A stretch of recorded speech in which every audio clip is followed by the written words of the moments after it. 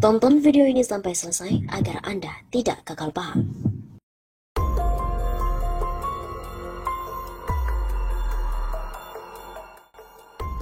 Halo Sobat 651 Safa, kembali lagi bersama dengan kami untuk mengulas fakta-fakta perpolitikan dan juga informasi terkini di tanah air.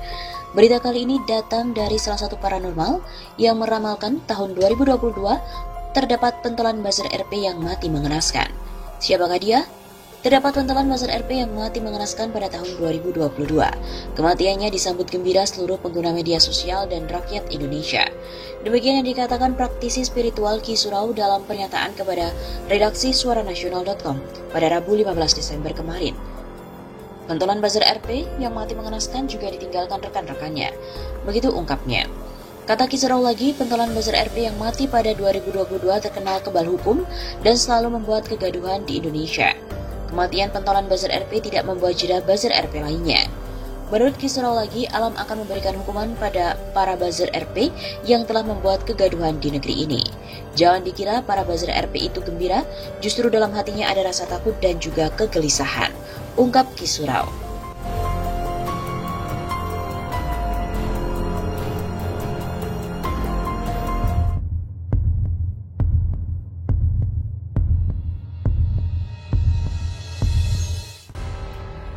Saatnya menertibkan buzzer.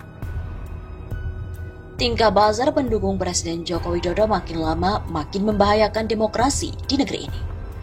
Berbagai kabar bohong mereka sebarkan dan gaungkan di media sosial untuk memengaruhi opini dan sikap publik. Para pendengung menjadi bagian dari kepentingan politik jangka pendek, mengamankan kebijakan pemerintah. Para pendengung itulah yang pertama kali menyebarkan kabar tentang ambulans berlogo pemerintah DKI Jakarta yang berisi batu saat unjuk rasa pelajar sekolah menengah atas pekan lalu.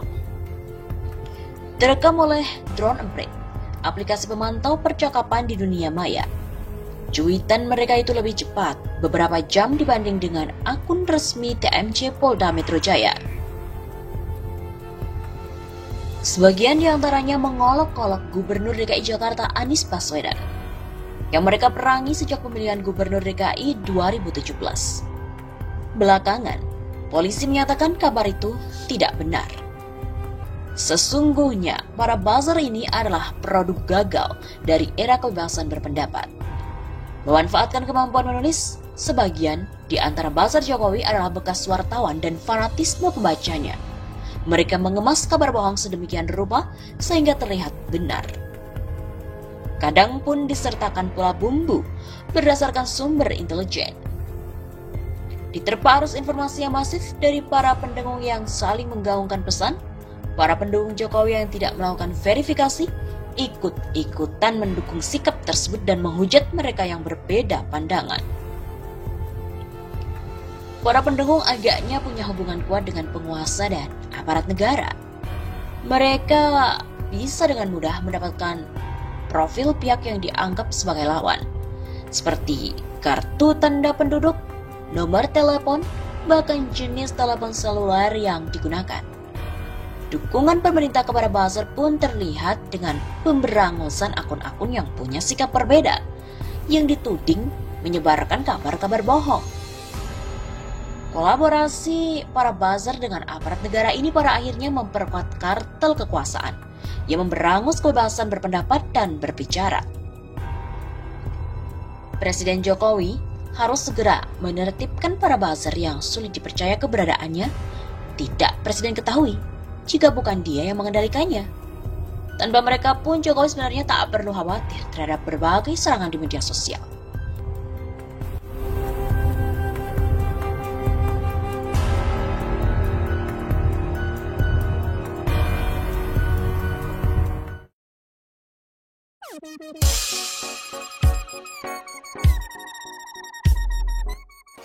Wah, akhirnya Abu Janda mengaku jadi buzzer Jokowi, digaji dengan nominal yang besar hingga ke luar negeri.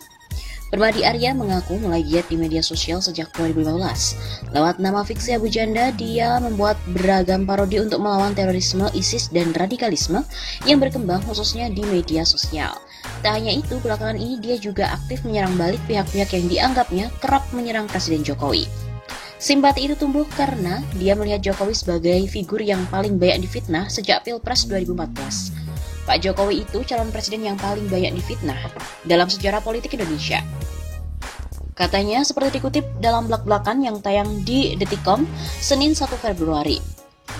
Mungkin karena kreativitas, kemudian keberpihakan dan juga keberaniannya itulah pada 2018 tim sukses Jokowi mengajaknya bergabung.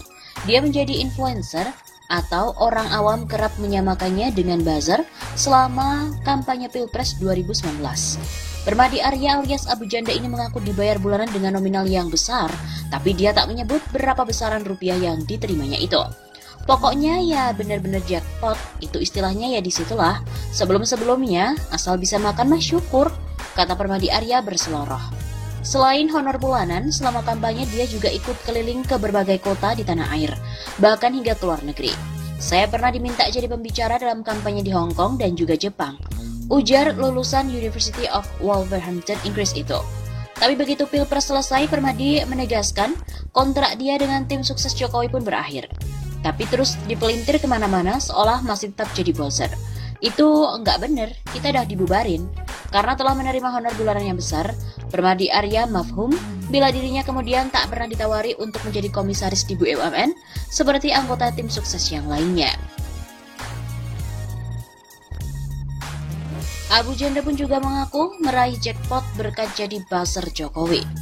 Permadi Arya mengaku mulai giat di media sosial sejak tahun 2015.